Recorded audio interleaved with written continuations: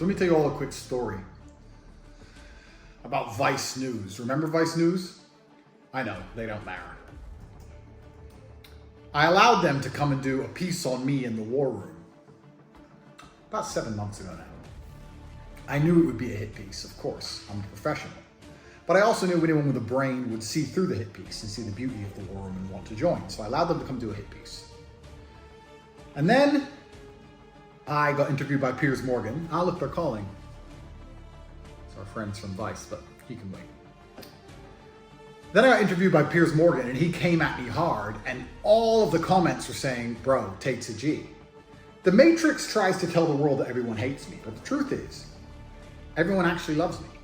So when Piers tried to come for me hard, expecting to be a hero, he was actually attacked, and he felt like, oops, I made a mistake, which stopped Vice releasing their hit piece. Because they called me and said, hey, still calling. They called me and said, hey, we want to film some more. We feel like we didn't get the other side of the story. Basically, we want to undo the hit piece and do the fair journalism we were supposed to do in the first place, because now we realize making a hit piece on you doesn't work out well for us. Then I went to jail because I got Matrix attacked. And they thought, he's a bad guy now, we can do a hit piece. And they released a hit piece. And nobody believed it. And just like I said, everyone saw through it, saw it was garbage, to the point where Vice had to turn the comments off because everyone was insulting them. They even falsely edited me stuttering. When have you ever seen me stutter on any video ever? To try and make me look frustrated, like I've been caught out by this dork called Matt. So they released a hit piece, and it was totally detrimental for them.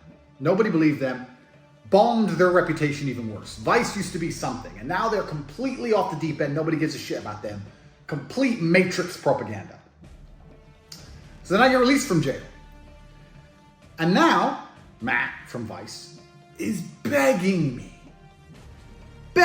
for another interview. Calling me every day, begging me. Please, please, please. So I've decided, because I'm such a nice man, most people have a hit piece done about them, and they don't talk to that organization anymore. But I'm so nice, I'm gonna have a conversation with Vice News. We're gonna talk to them. We're gonna talk to Matt, you message him. Again, I said, an instruction. Again, like a little dog. So we're gonna wait for Matt to call us, and we're gonna hear what Matt has to say about the fact that they were dishonest, and they weren't particularly good at, oh look, again, please Mr. Tate, geeks. Well, if it isn't Matt, Andrew, hey. Mr. Honest Journalism. Yeah, that's how I like to think of myself.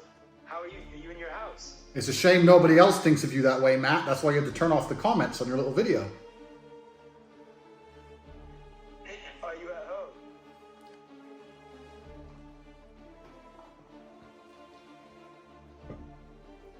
Congrats on your being released under house arrest. Thank you. What do you think is next? Well, it's a beautiful reality, Matt.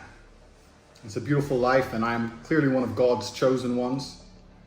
And I'm here to spread a positive message and continue with my mission to prevent the degeneracy which is purported by organizations like Vice, drug taking, and other forms of pornography, a bunch of other stuff you lot are involved in. I'm here to combat it, and I'm going to lead people to the truth and to the light, and we're all going to be better people and have a better society for that. And I think you learned that when you turn the comments off in your little video, that most people understand I'm a force for good, and that hit pieces don't really work because you've lost all credibility in the mainstream matrix mechanisms of the media, unfortunately for you. I actually have no say of whether the comments are or not, but I think they were turned off because the women were getting harassed. Is that your excuse?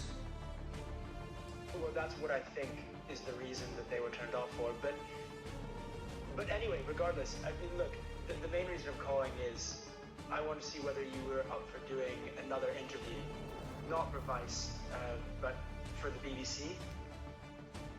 Why would you want to interview me? I'm a bad person, I thought, according to your little story. Well, I just try to report both sides of every story, so... Oh, you do both sides? Is that how you think you work? Yeah, well, that includes your side as well. So, you know, it was obviously difficult to interview you while you were in jail.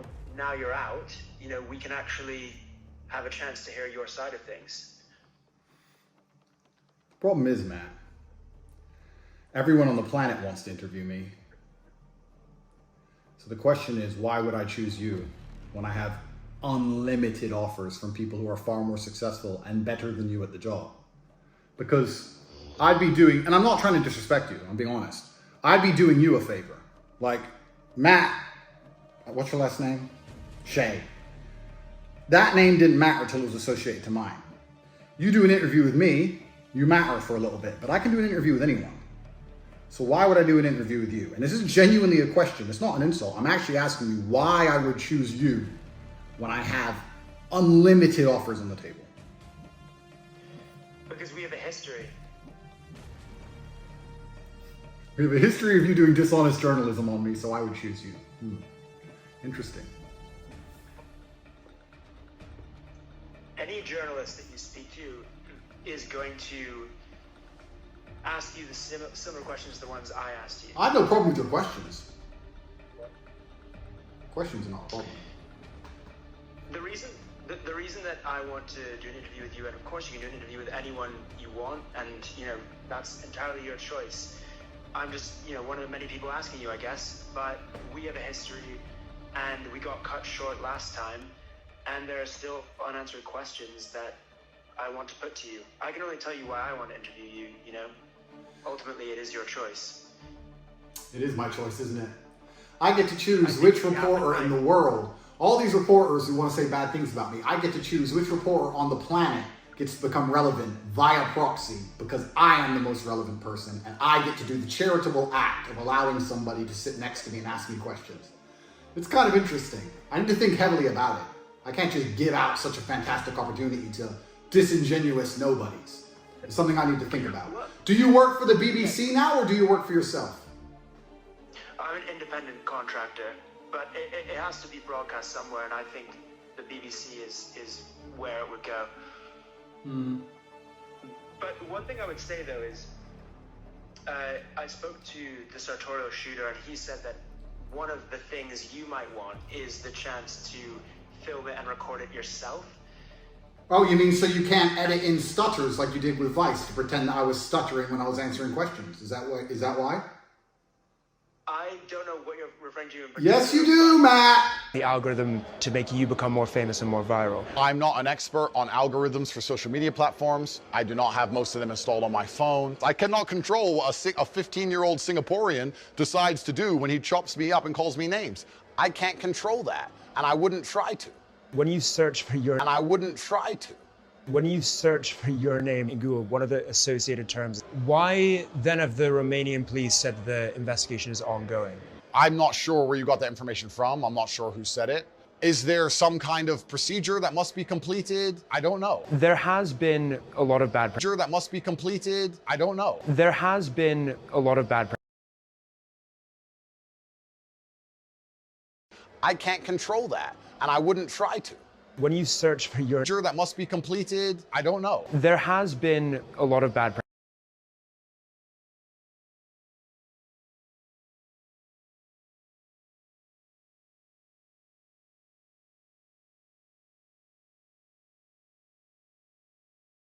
Let's be honest with each other. We have a history. We're friends now. Don't lie. Stutters were edited in to try and make it look like you stumped me with your asinine questions, which of course is absolutely impossible. I honestly don't know what you might be referring to is sometimes we cut to B-roll of someone's face when we're editing an interview, because, you know, we spoke for almost an hour, but it gets cut down to only a few minutes. So there are going to be some edits, and we are going to need to cut to your face at some point.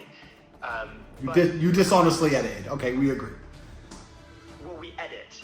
I would say we don't dishonestly edit it, but the idea that we would just release an hour-long unedited interview doesn't really make sense, right? Because the whole documentary is only 45 minutes. So, anyway, but the point is, I can't stop you filming in your own home, releasing whatever you want to release, editing it however you want to edit it. I can't stop you doing that. So if that's what you want to do, then you obviously can do it. And then, when people say, oh, Matt, you've unfairly edited this or whatever, you can say, well, here's the full unedited You're right. version.